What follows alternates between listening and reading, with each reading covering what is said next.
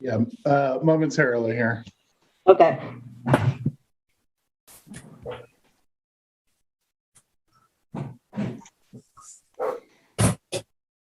And I think we are good to go. Okay. I need something to knock on the table with.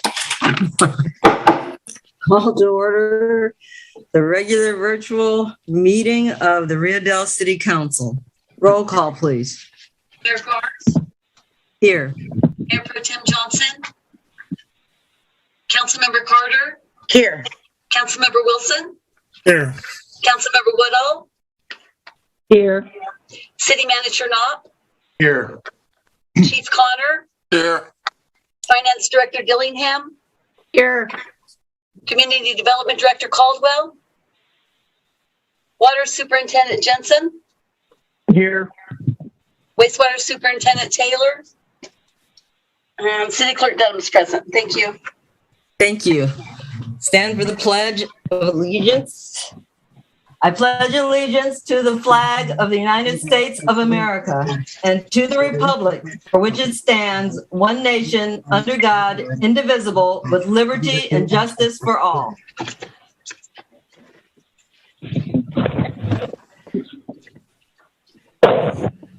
Ceremonial matters. We have two proclamations this evening.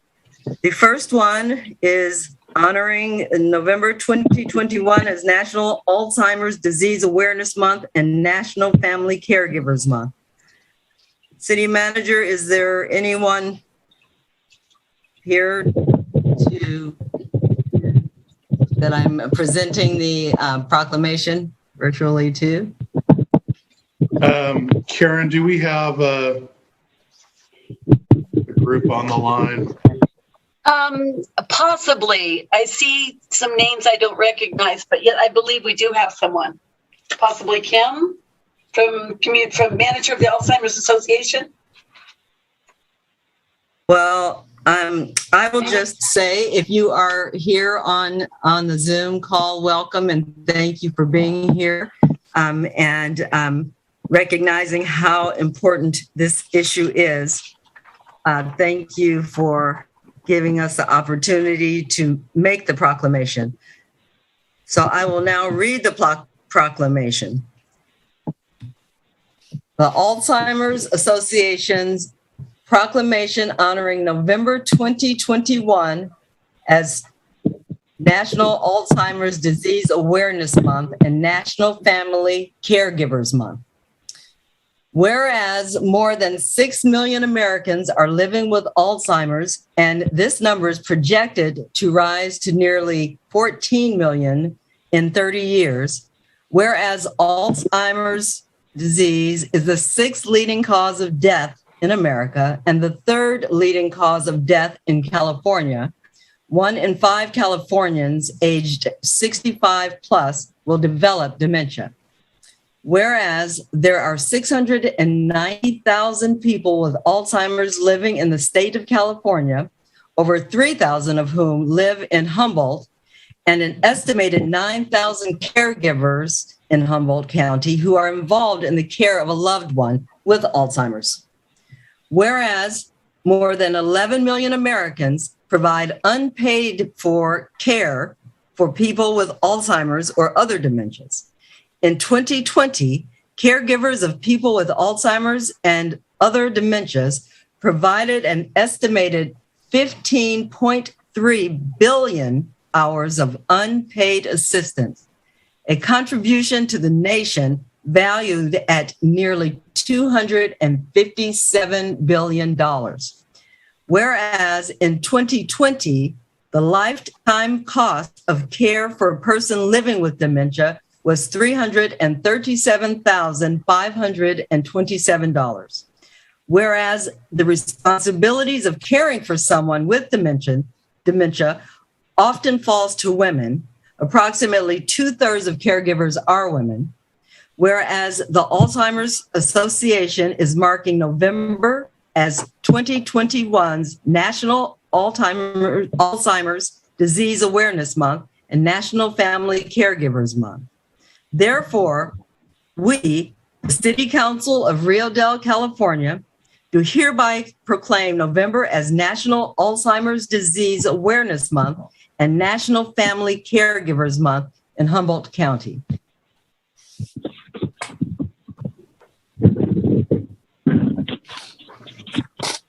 Is there anyone here who would like to speak to this? Are there any hands raised or emails? Then we will forward this to the Alzheimer's Association in Humboldt County. Our second proclamation is in support of the countywide traffic safety task force and the Vision Zero goal. Is there anyone on our call who would like to speak to this? Okay. I will read this proclamation.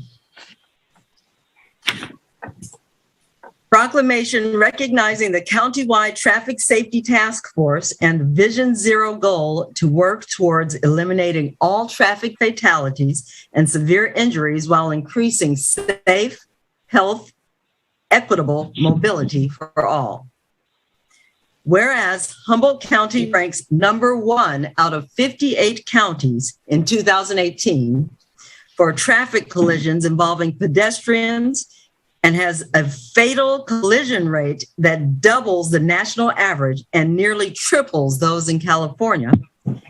And whereas effective transportation safety policies include a multifaceted approach, including infrastructure development and improvements, enforcement of the laws and education, and safe streets also rely on the personal responsibility and behavior of those who use them. And whereas drivers must have an inherent responsibility to maintain a culture of respect and courtesy, avoid causing harm, and protect the community's most vulnerable residents. And whereas Humboldt County residents pride themselves on being value-driven, innovative and proactive problem solvers, and responsive and responsible protectors of community residents and visitors. And whereas national statistics and local experience indicates that low-income people, people of color, older people, and people with disabilities are more likely to be killed while walking or biking, and we are committed to addressing these tragic inequities. Now, therefore, be it proclaimed that the City Council of the City of Rio Dell recognizes that safety navigating our streets and sidewalks is a cooperative activity, and be it further proclaimed that the City Council of the City of Rio Dell believes that traffic collisions are not inevitable and adopts the Vision Zero goal to work towards eliminating all traffic fatalities and severe injuries while increasing safe, health, equitable mobility for all. Signed this day, 16th day of November, 2021. And did anyone join the call while I was reading that would like to speak to this? Hearing nothing. Oh, I'm sorry. No hands, no one has joined. Thank you. Then we will sign this and forward it to the Traffic Safety Committee. Thank you. Now we will move on to public presentations. This is the time for persons who wish to address the council on any matter not on this agenda and over which the council has jurisdiction. As such, a dialogue with the council or staff is not allowed under the Ralph M. Brown Act. Items requiring council actions not listed on this agenda may be placed on the next regular agenda for consideration if the council directs, unless a finding is made by at least 2/3 of the council that the item came up after the agenda was posted and is of an urgency nature requiring immediate action. Please limit comments to a maximum of 3 minutes. Do we have any hands raised or emails? No hands raised. And Mayor Garnes, I did receive 2 public comments. Would you read them, please? Yes. The Thank first you. one is from Millie Crummett, and she says, Dear Mayor and City Council members, as President Biden just granted a $1.2 trillion deal, would you please be diligent in requesting funds to do proper drainage, sewer, and street repairs on Ogle Avenue, as well as the rest of our town? Ogle was 1/3 done, but as you know, needs to be completed. The new streets look great. It helps our property values and safety. Thank you for your continued assistance on this matter. And the second one is from Steve Harrison, and it says, to Rio Dell Mayor and City Council members, I am greatly disturbed to hear that you are about to destroy $15,000 worth of firearms that could be sold out of state. The proceeds could go into the city treasury, then spend $2,500 for this destruction. There are legal methods to sell them. Then you continue to bill us on exorbitant water rates while throwing away this revenue. I pay $118 just to be hooked up each month and get charged for the first unit of water used up Monument Road. The guns are valuable and should be in the hands of responsible people, not destroyed. You could use a gun broker to sell them and get revenue for the city. I urge you to reverse the bad decision made at the last meeting. Also, it's very bad to cut the public out with no in-person meetings. And that's the end. Thank you. Are there any further emails or hands raised while we were hearing the comments? No Hearing no- hands. I see no emails. Thank you. Then we will now move to the consent calendar. Is there anyone from council who would like to remove an item from the consent calendar? Would like to remove item 5. Thank you.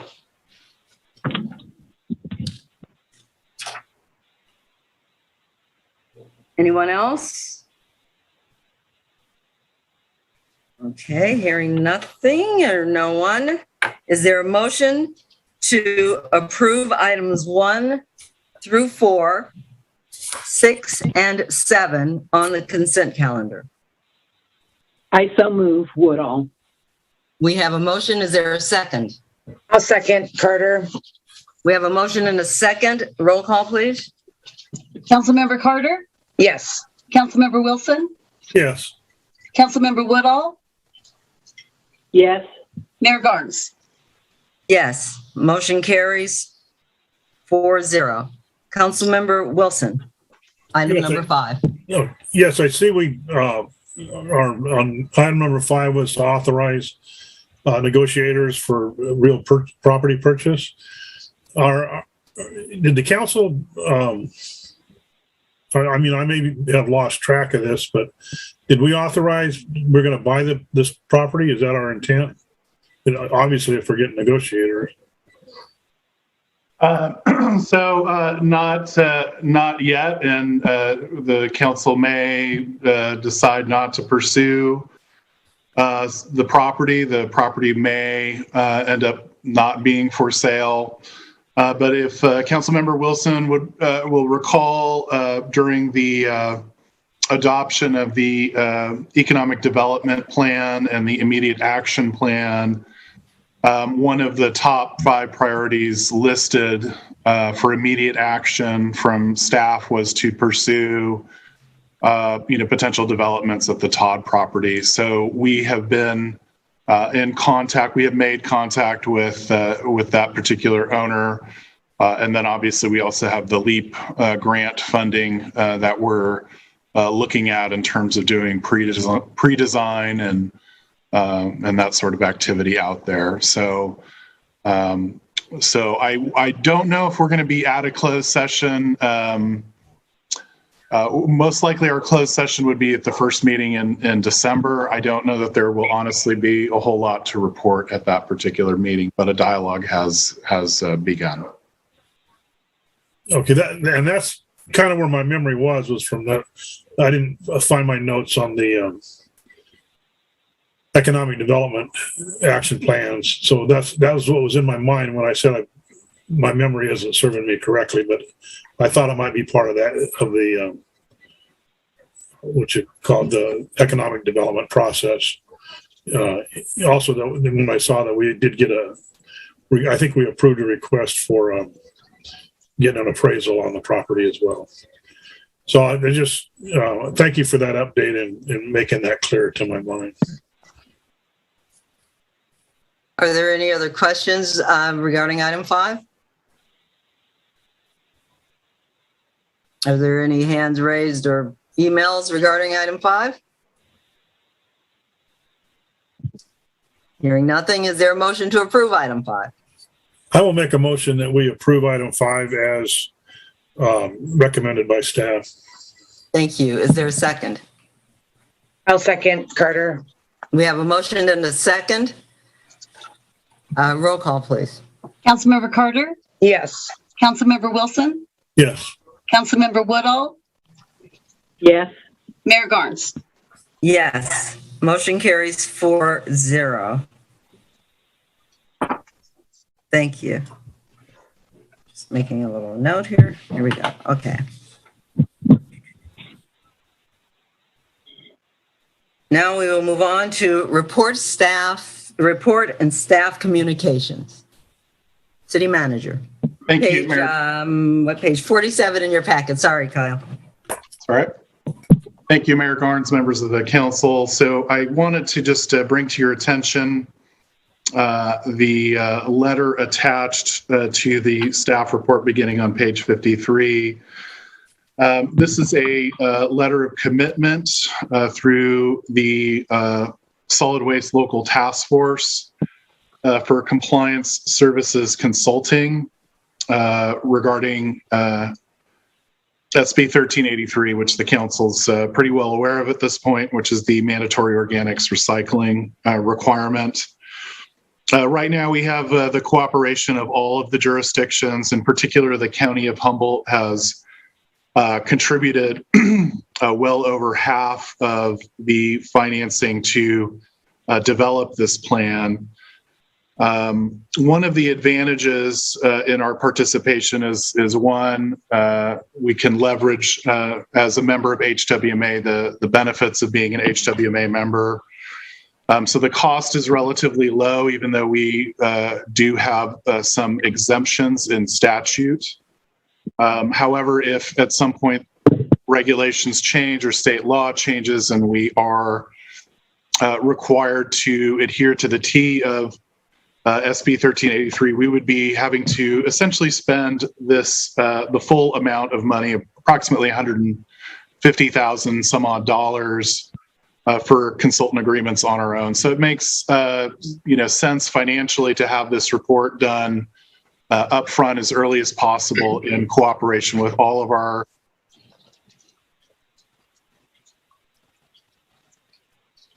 and sorry, once again, it tries to mute me when I talk. So that would include all of our city partners and our county partners banding together, including HWMA, to help mitigate the costs for the smaller jurisdictions. So that, again, is the full letter is attached to page 53. There is no budget impact at this point. So $3,000, relatively negligible cost for the value of the data that we get back. We did do an all-staff training on Wednesday, the 11th, related to information security. So there are a growing number of threats related particularly to email and ransomware targets. So we are doubling up on our training in that regard. And with that, we are currently advertising for a operator and training position at Public Works, and then also a part-time help position with the utility crew, which we do need to hire as soon as possible. So certainly encourage anybody out there in the public who knows of somebody interested in that type of work to submit their application here at City Hall.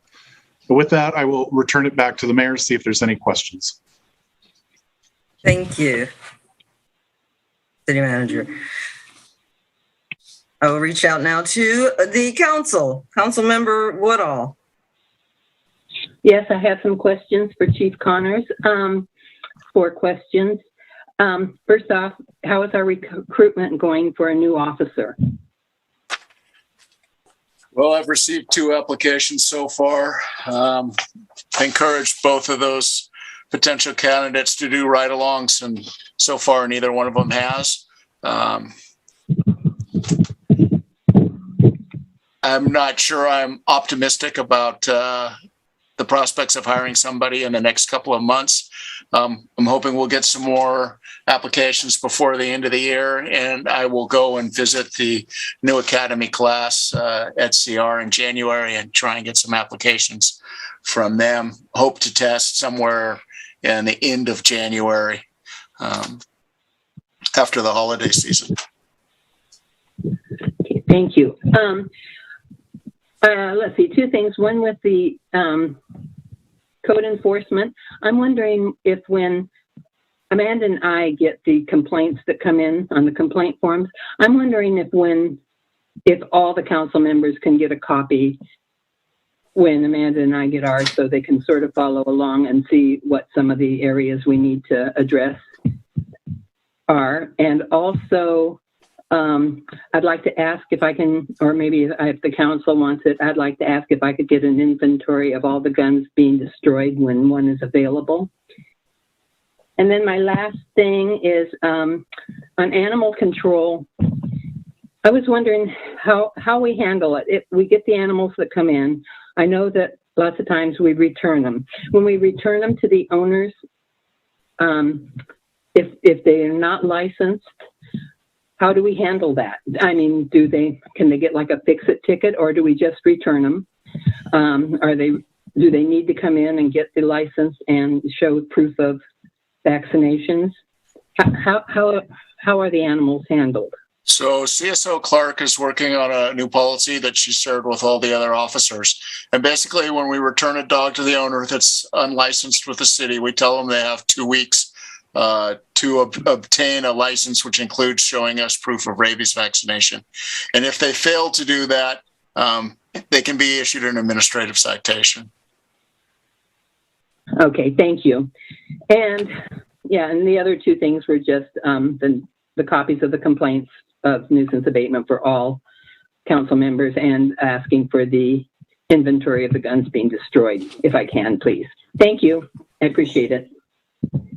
Thank you, Julie. Councilmember Wilson. Yes, the only comment I have is back on the city manager referred to the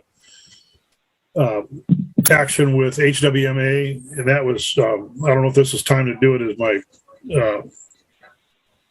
is it something I was going to report on tonight anyway.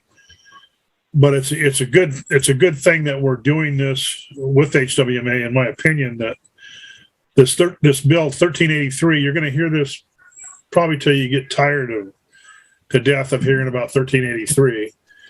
It's a bill to get the organic waste out of the landfills, and we have 2 years of exemptions, but 2 years is going to go by fairly quickly, and then we are going to have to start complying with this process. So by being a member agency of HWMA and them working we've discussed in there about setting up this regional facility that to be able to handle that waste.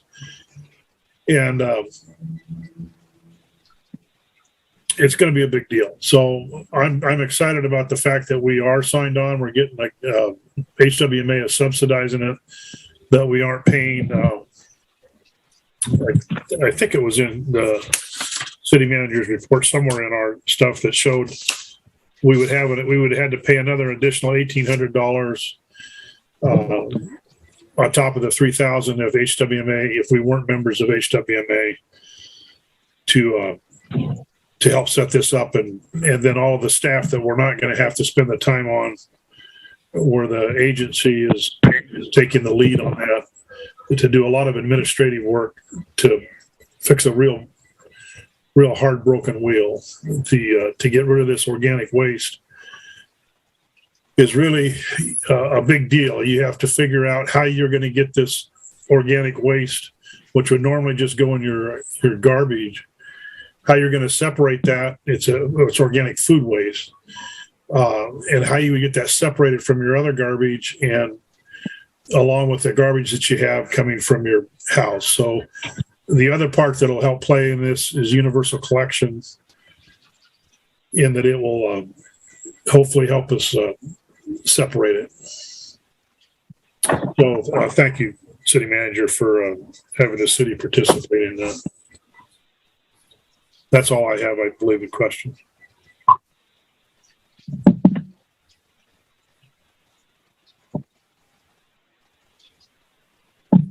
Thank you, Frank. Councilmember Carter? Thank you. I was actually going to ask about the HWMA thing too. What exactly are they doing? I mean, I'm all about it. I'm glad. It just, there's references to, the project. And I was just wondering if we knew any more details about what exactly the project is. You're muted, Kyle. You're muted, Kyle. Sorry. I can get you the proposal, the RFP for the study. Yeah. But basically, it's just a regional approach to solving the compliance issues related to 1383. It's compliance issues, though. Okay. Yeah, trying to do it collectively and spread as much of the cost as possible. Great. And this is really, it was driven by there's a separate group, the Solid Waste Local Task Force, which involves all public agencies in Humboldt County. That's required to meet, I believe, at least once or twice a year. Annually, we're meeting very regularly now at this point, once or twice a month, in addition to some ad hoc committee meetings related to, also contamination of recycling and those sorts of issues that are going to be very problematic in the near future. And then you have HWMA, and we have the advantages, Councilmember Wilson said, of being a member and getting reduced costs for being a member of HWMA. Thank you. And then my other question, there was one about just how did we do drainage wise on this last storm? It's kind of started raining all of a sudden, so I just was curious how that was going. Yeah, I think Randy might be in a better position to answer that, if he's on. Yes. Yep, I'm on. Can you hear me? Yes. Yes.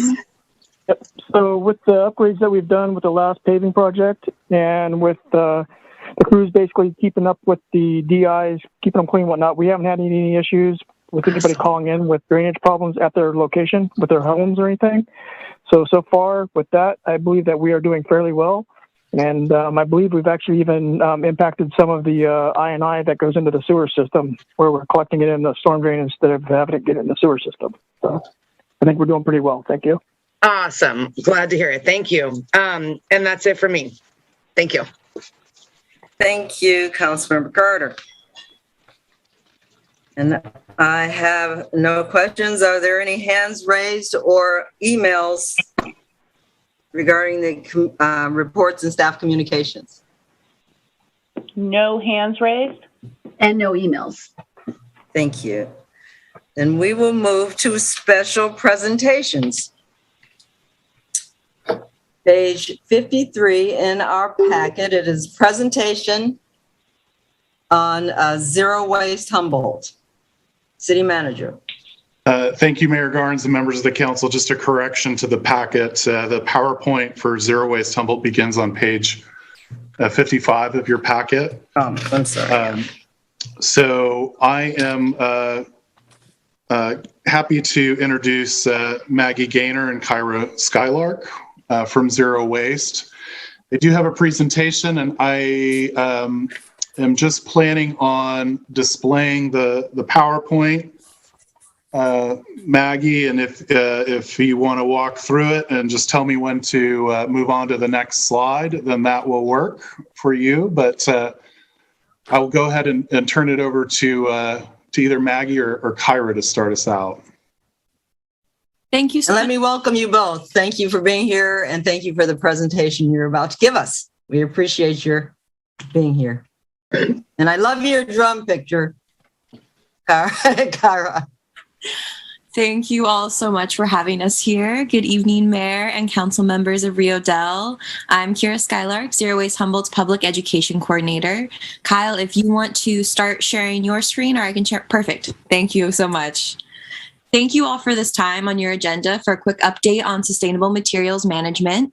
In 2014, we initiated this annual time in November for public education events and activities and opportunities to update local governments. In the next few minutes, we'll concentrate on reuse systems and updating you on recently passed laws. And I just want to say happy belated Zero Waste Day, which was yesterday. If you want to enter into presentation mode or just go on to the next slide, I believe Maggie's going to take over from here. And then I'll jump back in.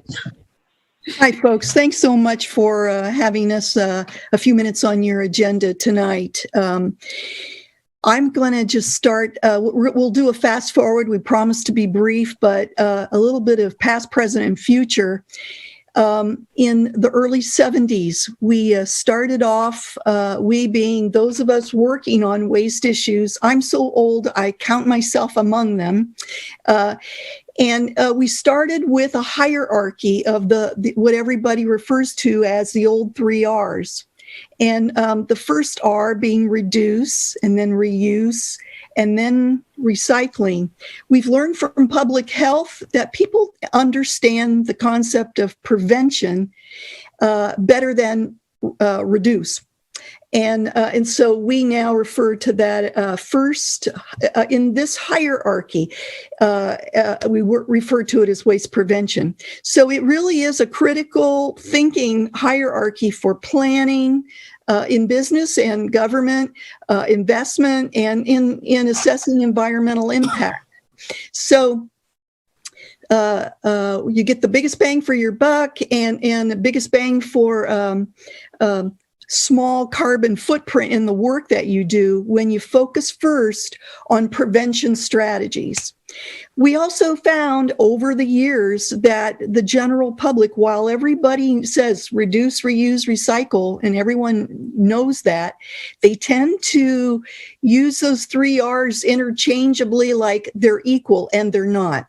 So prevention first, then reuse, and there are many forms of materials reuse, and then recycling after the waste has, the discarded material has been generated, and then the best thing to do is to figure out ways for it to enter a recycling system, or if it's, as Kyle's been talking about with SB 1383, composting systems and other ways to deal with organic material. So I would say if you haven't noticed, over the past 50 years, the majority of public and private resources, the vast majority of it, has gone straight to recycling rather than the first 2 top priorities. And I just want to make a note of that. So we'll focus tonight just a little brief about materials reuse and how many different kinds there are.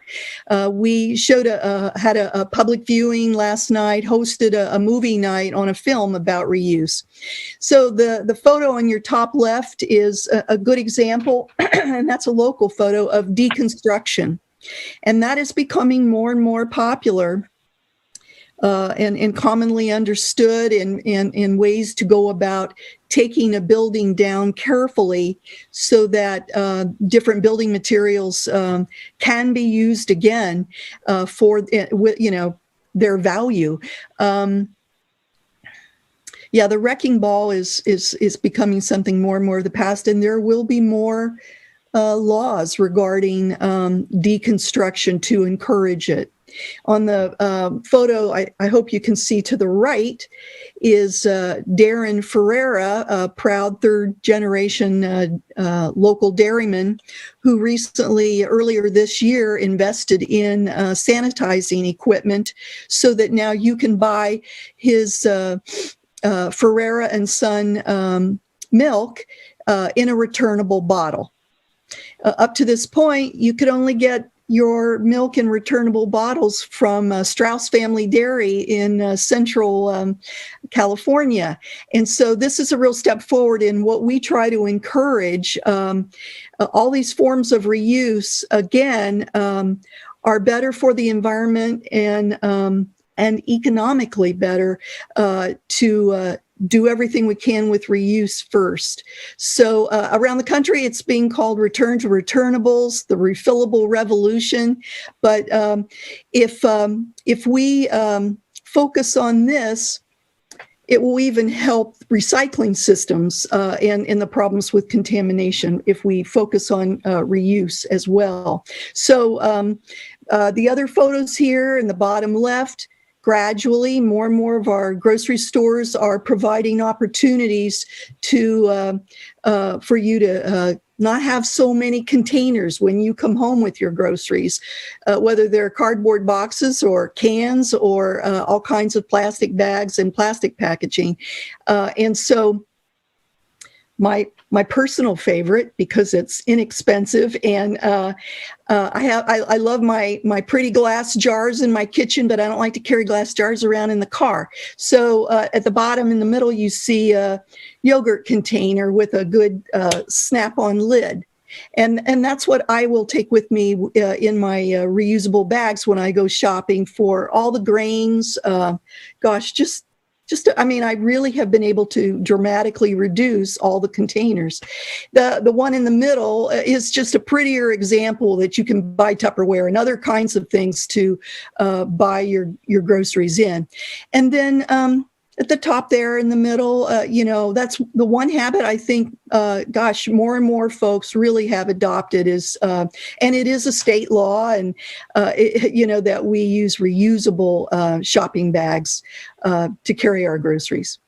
Next slide.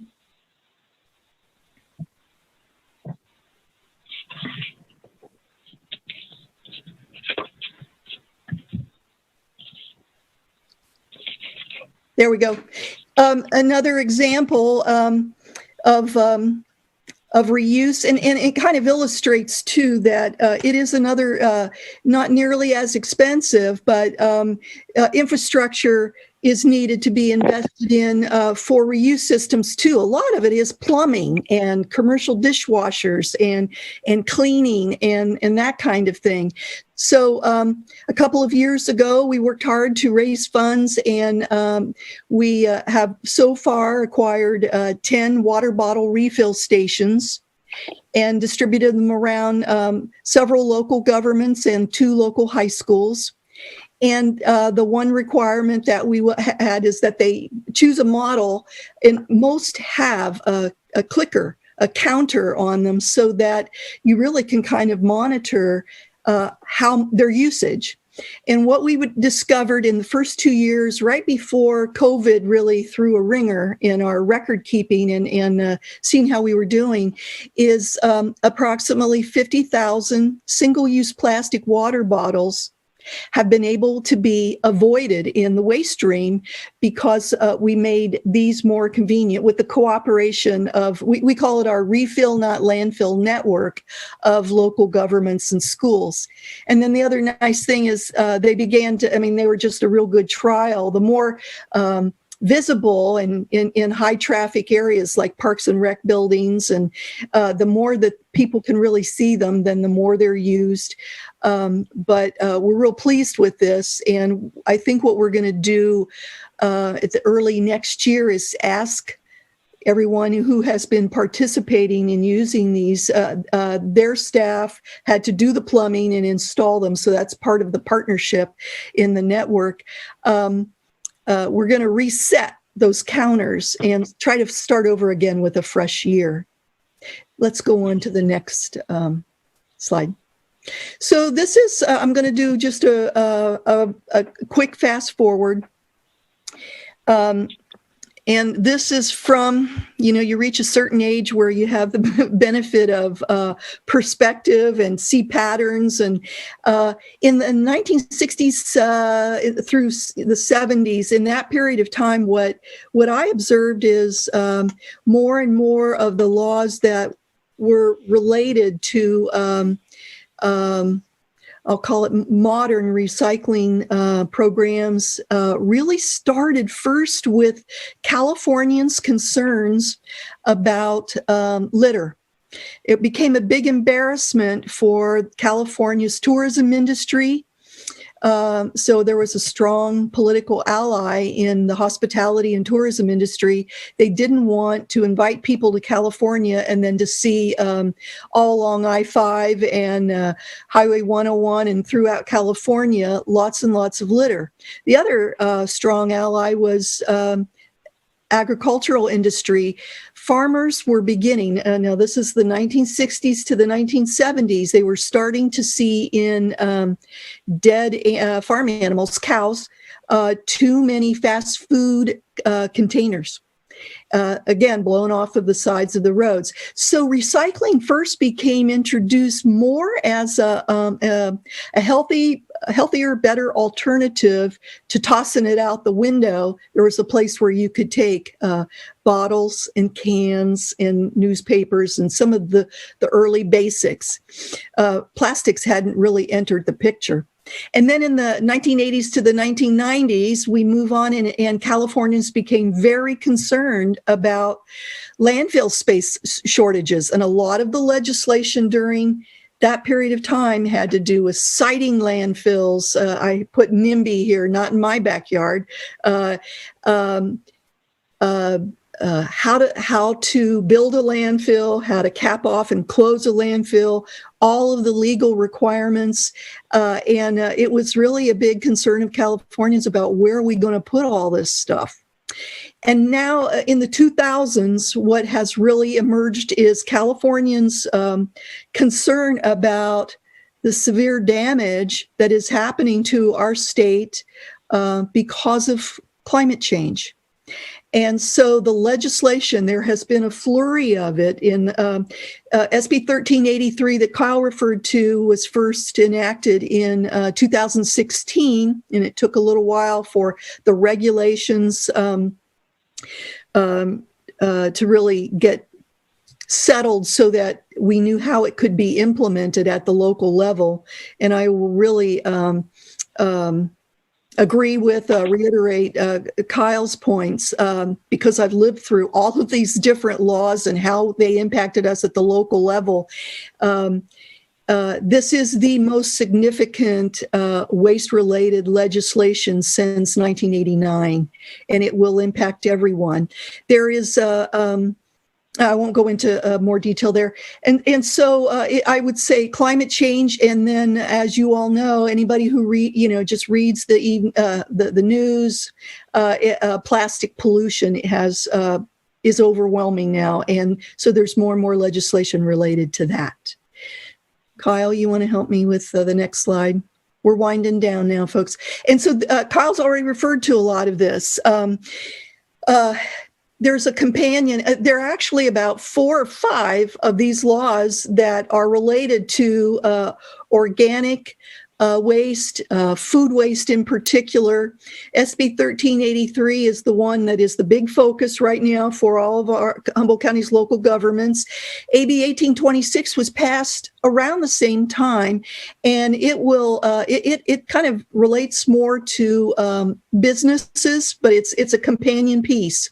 So the types of work that is going to be happening here over the next couple of years, and this is in a phased approach, is we're all going to be changing our habits and business operations to reduce food waste. And again, just to make the point, food waste that goes to landfills turns into methane, and that is one of the more powerful greenhouse gas emissions.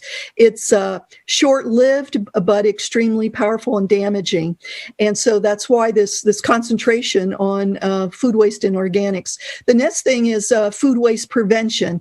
We recently did an edible food recovery assessment for the cities of Arcata and Eureka to see how our capacity to be able to recover more edible food for people who need it in Humboldt County.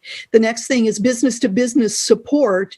And there's already some great examples of how businesses work with each other. A byproduct of one business can help another. And then food waste to farm animals. And then lastly, food waste for composting, carbon farming, digesters, and the larger centralized facility that we're hoping we can develop with Zero Waste Humboldt has always encouraged and agreed with HWMA that a strong regional approach is the way to go. So that's an emphasis on that. Kira, you want to take, we have another slide. Sure, I'll take over the next slide if you want to switch. Thank you so much, Kyle. So more laws will not solve all of our waste and climate change challenges, but we are happy to have this legislative support for our work. Briefly, here are just 5 of the new waste-related laws. I'll give a brief overview. Regulations will need time to be finalized for implementation, so these won't all happen and be carried out immediately. But briefly, AB 881 helps the state accurately measure how much plastic is actually recycled and prohibits plastic waste exports to other countries being counted as recycling. AB 1201 updates labeling for compostable products. AB 962 makes it easier for brewers and other beverage producers to create reusable glass bottle systems to reduce the need for single-use beverage containers. We're especially interested in this one with local businesses working to transfer over to glass and reusable containers. AB 1276 to reduce plastic foodware waste by giving takeout customers single-use foodware only when requested. And SB 343 requires products to meet certain standards to be advertised or labeled as recyclable and prohibits manufacturers from using the chasing arrow symbol and other confusing labeling, symbology, and wording, which is an issue that creates confusion within local communities. Next slide, Kyle.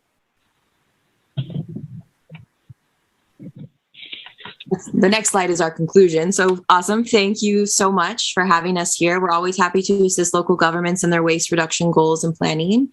If anyone has any questions, feel free to ask them now. And if not, we're always available for future questions or inquiries at zerowastehumboldt@gmail.com. Thank you all so much again for your time. Thank you both for that excellent, very informative presentation. We appreciate it. I hope we learned something. I learned some stuff, so that's really great. I'm going to ask the council, I'm going to reach out and see if there are any questions. Council Member Wilson? No, I don't have any questions. At this point, it's something we're going to have to deal with, so thank you. Thank you. Councilmember Carter? Yes, thank you. No questions. I just want to thank you both for being here. The first landfill I ever saw changed my life. I'll never forget it. So, I appreciate everything you're doing. Thank you. Thank you. And Councilmember Woodall? Yeah, I was watching TV the other night, and it was about recycling. And they said at one point that of all recyclables, only 10% are actually recycled. Would that be a true statement, do you think? It's a little bit regional, but it has become problematic nationwide. And it's a complex answer. There's no one reason for that. It has declined some in recent years, and I'll be very blunt spoken about it. A lot of it has to do with the last new law that Kira just described, trying to address it. The petrochemical industry that is manufacturing extracting resources, manufacturing, all of the single-use plastics that we now have in our daily lives has been misleading the general public.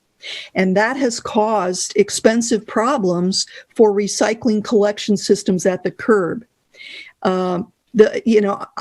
These days when I'm asked, and I'm asked frequently, I know I didn't get any stupider, why is it so difficult to understand what is and what isn't recyclable?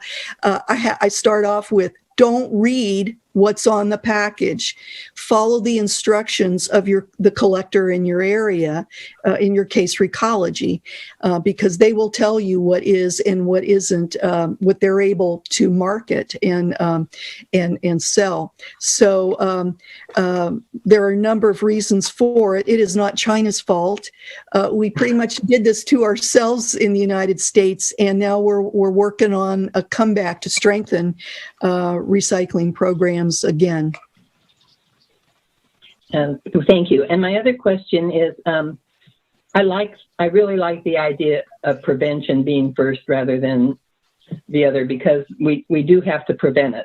But why don't we put more pressure on some of the big manufacturers to not put the water bottles, for instance? I mean, we're trying to get people not to use them, but it seems, wouldn't it be better to some of the manufacturers that are doing these to put pressure on them also to change their ways? Like the soda, let's go for the soda manufacturers. They used to all the sodas used to come in glass, and now there's plastic and aluminum.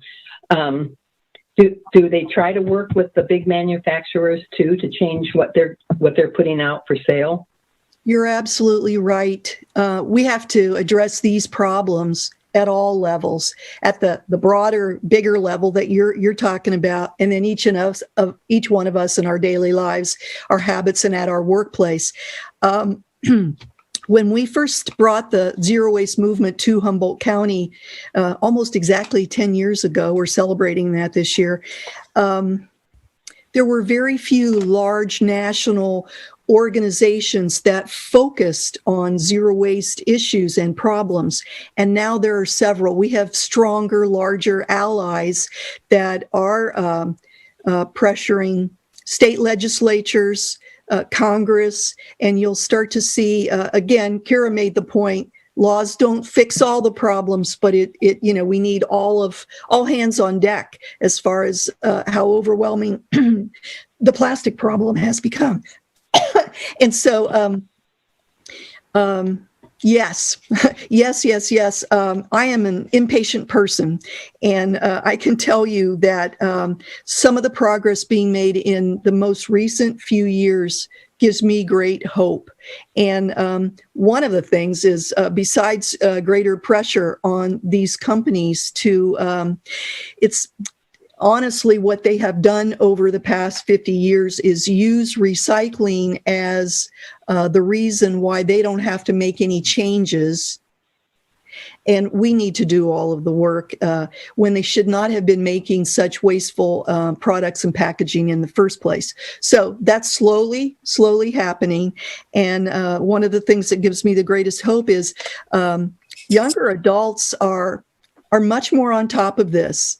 And it's part of a lifestyle of simplicity, of fixing things, of reuse, of using, bringing your own water bottle. I see that more and more across the country. And so we just have to hang in there and work on at all levels in our daily habits and in pressuring the companies that are causing the problem.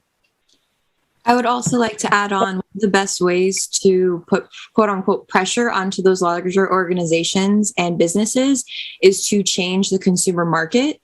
So, for example, Humboldt State University doesn't offer disposable water bottles on campus because they have refillable stations, which is a project that Zero Waste worked on recently.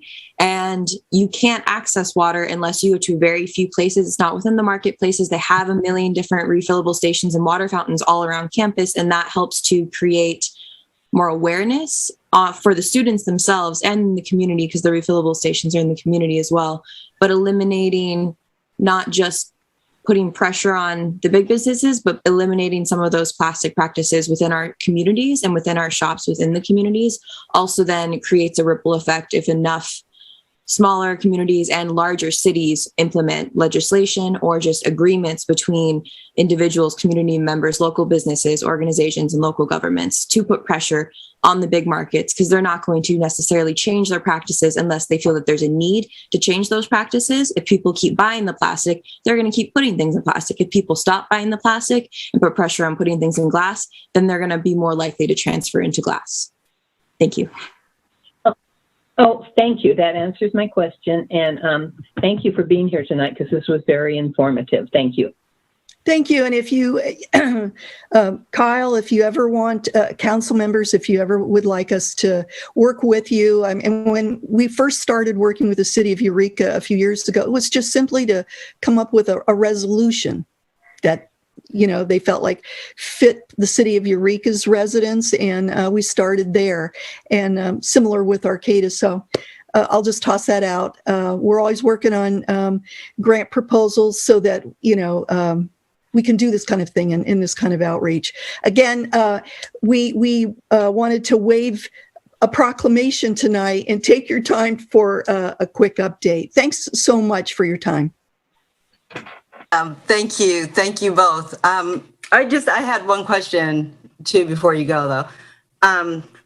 First, one of the things that we're talking about packaging drives me crazy is organic food and plastic. It's like, it makes you crazy. But I was wondering about your edible food recovery. That's something I think that is very interesting to me, and seems like a very important portion of this whole issue, and both to help what we throw out as waste, but also more importantly, actually, to help people who need food and who cannot get it. And so if that's something that I would love to sit down and talk with you about, that kind of a program.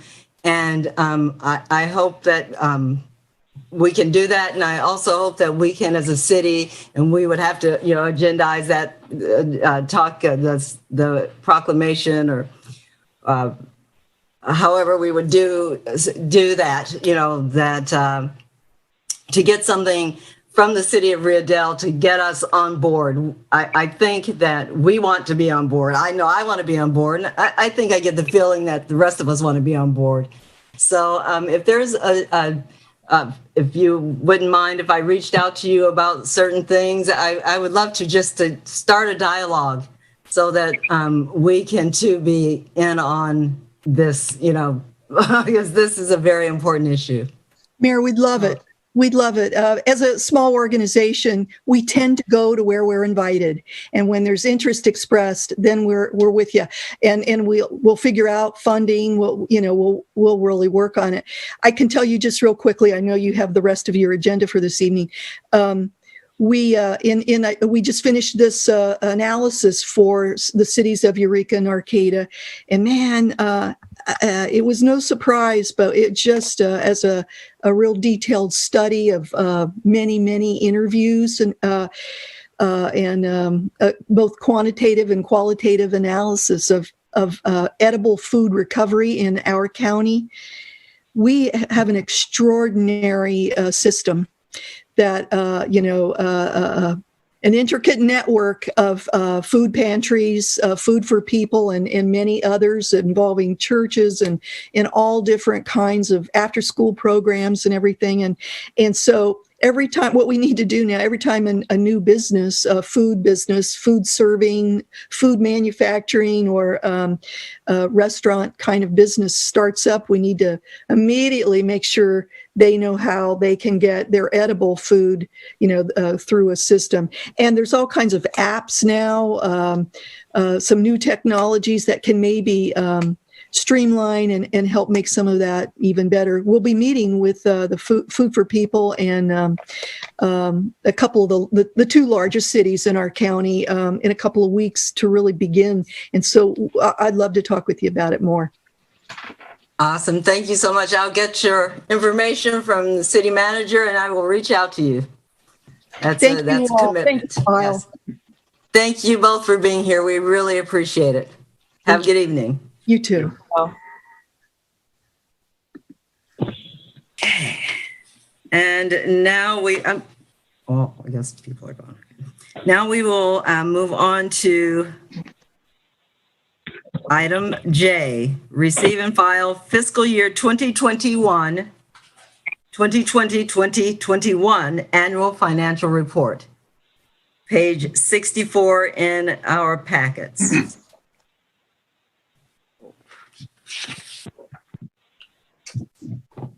City manager. Thank you, Mayor Garnes, members of the council. I do have to pull up another PowerPoint here, so give me a second and I'll turn it over to Cheryl in the meantime.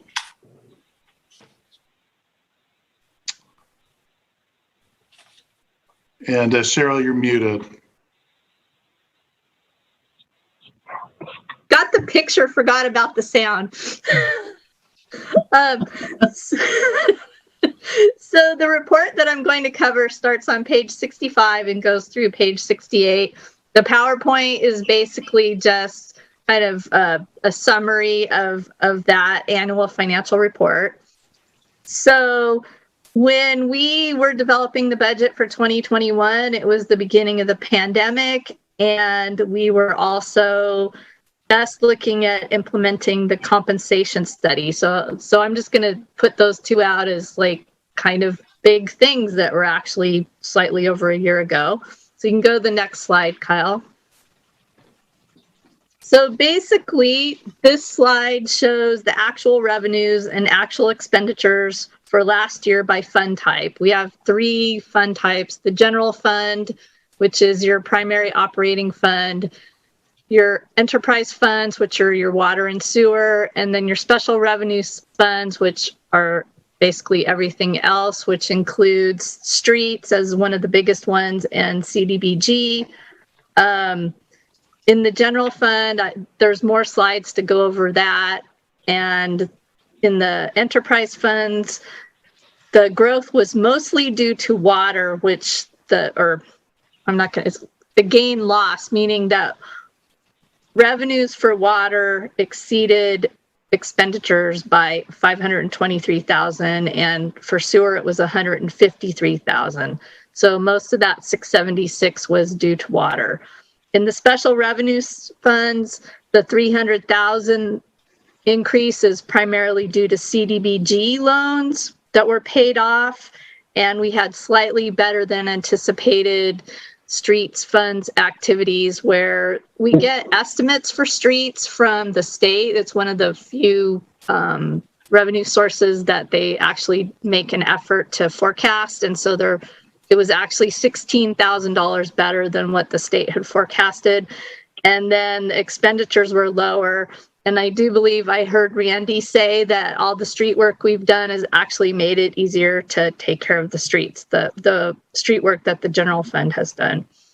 And I just wanted to also point out that in the CDBG funds, at the end of the year, we had a cash balance of $405,000, and that there's still over $800,000 in outstanding loans that are owed to the city for the program where we did home improvement loans to residents. So next slide, Kyle. So this slide shows just the major funds, and it shows budget to actuals. And so, as I said earlier, it was COVID, and so we were super conservative about the revenues. And we were also looking at implementation of the compensation study. So we had a $200,000 contingency for that, which we ended up not using any of it. That was primarily due to vacancies, where people, you know what a vacancy is. We had staff vacancies in.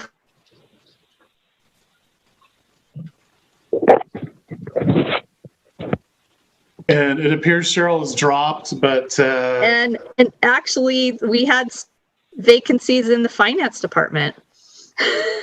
Oh, I'm unstable. Sorry, my interconnection is unstable. Did you catch that? Yes. You want to go to the next slide, Kyle? So this table is a little small, but it's actually also on page 65 of your packet. And it's just a very detailed fund by fund showing what the beginning balances were, what what revenues were, what expenditures were, and what the what the change in balance was. And the good news is that we increased our reserves by 1.3 million and ended the year with a total overall balance in all of the city funds of $9 million, which was a 17% increase from the beginning of the fiscal year. The general fund ended the fiscal year. The general fund is the one at the top. When I did the slide, I did something that somehow made the general fund name disappear, but that top line that has the 3 zeros, that's the general fund. So the beginning balance was $2,150,000, and then we had the revenues and expenditures, and we ended with $2.5 million. So this was an increase of $354,836 due to actual revenues exceeding expenditures. At the time of budget development, we had anticipated the balance would be 1.7 million, which means when we did the budget for the current year, we thought the beginning balance would be 1.7.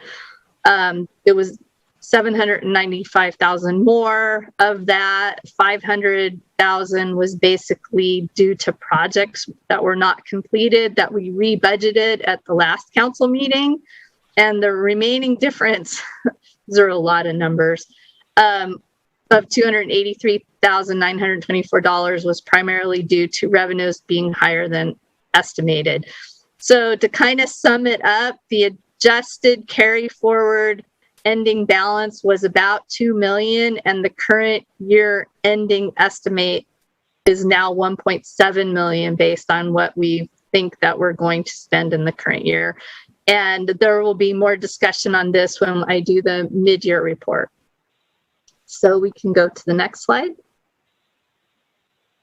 So this is where we get into the general fund, and basically total city revenues for the general fund were $2 million, which is actually quite amazing. If you look, I think if you go back just 6 or 7 years, it was like $500,000.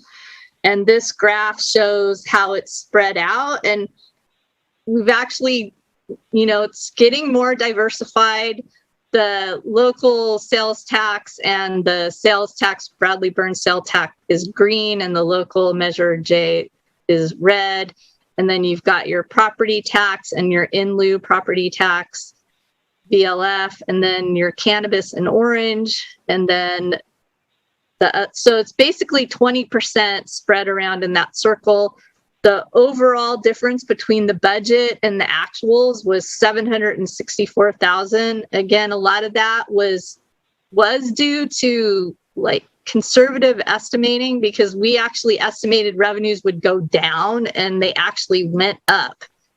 And so it was 61% more than estimated. And this was primarily due to sales tax and cannabis revenues. And overall, from year to year, the revenues went up $492,000 from the prior year to the current year. And then we can go to the next slide. And this just shows the major sources of revenue in the general fund, which had an increase of $439,000. So you can see I previously said 492 and 439. So the bulk of the increases was in these primary funds or primary revenue sources. And you can see the blue is in lieu VLF, and it stays fairly consistent and goes up kind of about 2% to 3% annually. You can see that the sales tax, the red, is a combination of Measure J and the Bradley Burns, how much it went up. And part of that is the way they do the the calculation so that if you order stuff online now and it's delivered to Rio Dell gets that in Measure J. And we're starting to see Measure J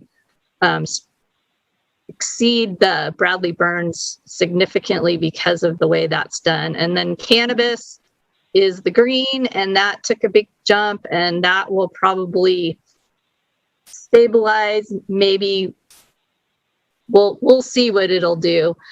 And the retail sales tax, they're still looking like it may go up 10% this year, and then they're looking at the future.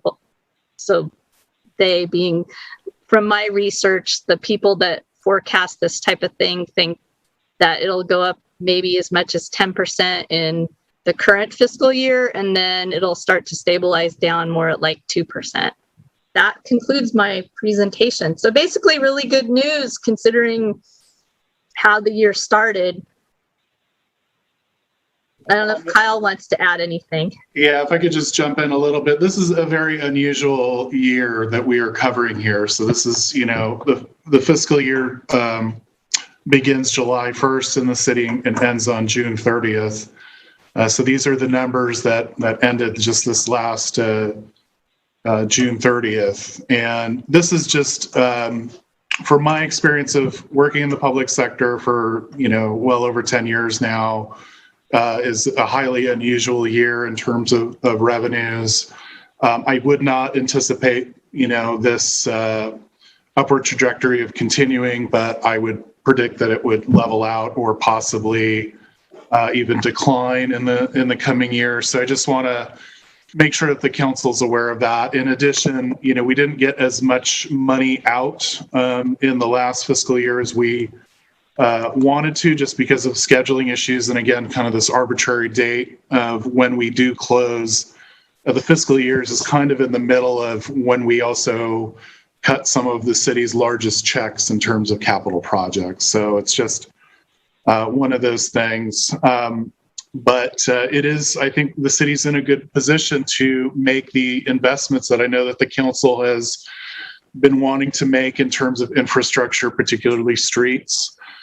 I do have good news on our water capital improvement plan grant application, which it is being reviewed during the month of November. It was outlined in the staff report for this meeting. So we are expecting that the state by the end of this month is going to be getting closer to a determination on the water capital improvement plan, which hopefully will lead to a very significant project that is mostly grant funded.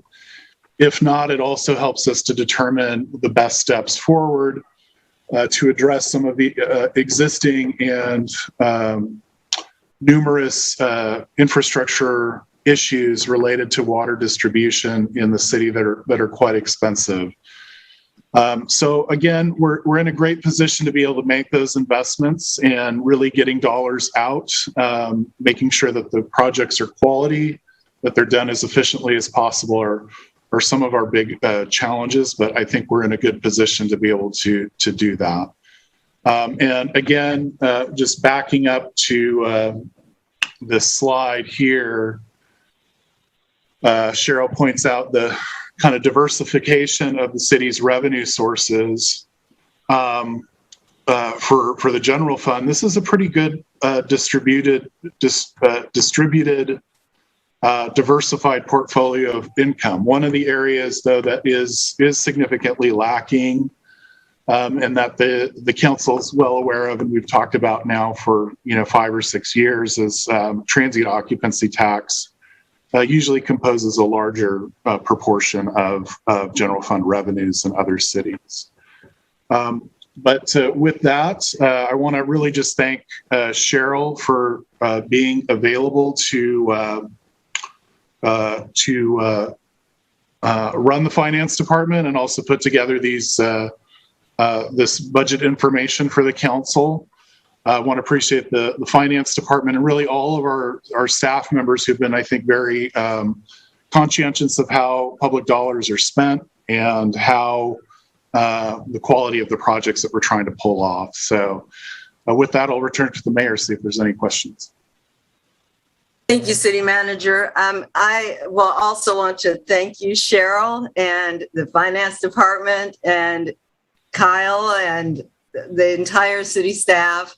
You actually are very conscientious, all of you, and it is, you make us look good. So thank you very much. We appreciate that. I will reach out for questions. Councilmember Woodall? No questions, but I want to say that, after all the years of looking at little financial updates and financial reports, Cheryl makes it very easy to follow. And it was very easy to go through it and understand it. And I want to thank everybody. I just have one question for Cheryl. It says on your page that says background and discussion, it says the attached report is for informational purpose and the audited financial statements, which should be completed in January of 2021. You did mean 2022? Yes, I did. I missed that.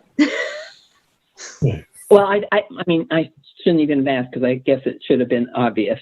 But thank you, Cheryl, and thanks everybody in the finance department. I sure appreciate all your work. Thank you. The audit is actually pretty much complete. I just got a draft of it today. Okay, thank you. Thank you, Councilmember Woodall. Councilmember Wilson? No real questions on the financial report. It's a great report. So we're able to continue with our plan to do the streets. It seems like that's going to go forward successfully. I don't know who I'm asking that to. Kyle? Yeah, I think we do. We have resources to do it. I think one of our challenges coming up is rising gas prices, rising construction costs. So, we'll take it one step at a time, but I think it's pretty much guaranteed that the projects that we have on tap for this coming year are going to be the most expensive general fund outlays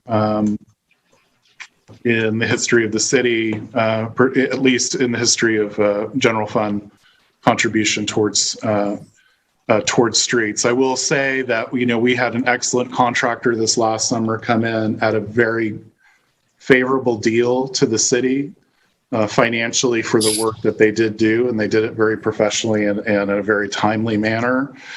I think, this is going to be difficult. The bar was set very, very high this last year in terms of cost and in terms of the efficiency and quality of the project. So I just want to keep the council aware of that we, got an exceptional deal this last year. And so I do have some concerns that with the bids that we are seeing coming in, that there is, some cost increases associated with the construction project. So I just want to make sure the council's aware of that. The other thing is to just mention that we try to, at every opportunity, try to promote this to the city, that one is the Measure J, the sales tax initiative, because as that becomes due and needs to be renewed, that they see they're getting something as overall as a city, and it seems to be spread pretty well across the whole city. It's not like just one portion of the city is getting the benefit, but the whole, I think the whole city is getting to participate in receiving some benefits in the streets, drainage. That's just, and I know people notice that and appreciate it, particularly potholes and all of those kinds of things. So when we come and ask to extend that sales tax again, that we're using it responsibly and for the benefit of the city. So good job. Thank you. Thank you, Councilmember Wilson. Councilmember Carter? Thank you. No questions for me. It's a thorough report. I understand. And another round of thank yous to city staff from me. That's it. Awesome. Thank you. And I have no questions, and I've already made my comments. So are there any hands raised or emails? No hands. There are no emails. Okay, well, thank you again, Cheryl, and thank you again, city staff, finance department, everyone. You guys are doing a great job. And it was very understandable, and that is very much appreciated for sure. Okay, so then we will now move on to council reports and communications. Councilmember Woodall. Amanda, Councilmember Carter, and I took a ride around town today to take a look at some of the things we might want to talk about at the Nuisance Abatement Committee meeting tomorrow, which is at 3:00. And if anybody wants to call in, you can call the office and they will give you the numbers to call through Zoom. But it was a good ride around, and we noticed a lot of things that we'll probably want to talk about. So that's all I have. Thank you. Thank you. Councilmember Wilson. Nothing much to report. I already commented on HWMA. The only other thing about HWMA was they have a new executive director. They finally succeeded in hiring that individual he's relocating from New Mexico. And Jill Duffy will be the outgoing executive director, is finally able to retire with her time there. So that seems to be moving ahead. And then we have RCA is going to meet a week early because of Thanksgiving. And so we'll do that, I think, Thursday, and see what we have there. I know they're working on doing some of the stuff that we've been reaping some benefits from on their side with their solar energy on our city hall. So they've made some of those things available, and that's good. Other than that, that's all I had to report. Thank you. Councilmember Carter. Thank you. Aside from the Nuisance Advisory Committee meeting tomorrow at 3 and my cruising around town with Julie today, no, I have nothing else to report. It's shocking. Thank you. Thank you. And I had a Seismic Safety Commission meeting. We had a report on the earthquake that was in Haiti, and it's going to be years and years and years. The Port-au-Prince earthquake, it was in the capital. It was, so everybody kind of knew about it, and all the countries were donating and helping. And this particular earthquake was in the poor area. I don't mean to say section, poor area. And they are not getting as much attention and as many funds as the prior earthquake.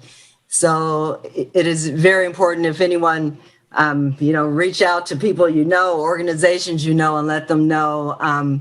This was just a tremendous hit to a very, very impoverished area. So that was our update on Haiti, and we talked about the shake table that's going to be our one of our focuses next year. And we as a city, I don't believe, did the shakeout. So maybe next year we'll plan on doing that and participating. I participated. I got under the table at the proper time, 10:17, or I think it was. But anyway, maybe next year as a city we can plan something and participate. That might be a nice thing to do, and educational. So that is my report, and I think that's it. I think we're looking for a motion to adjourn.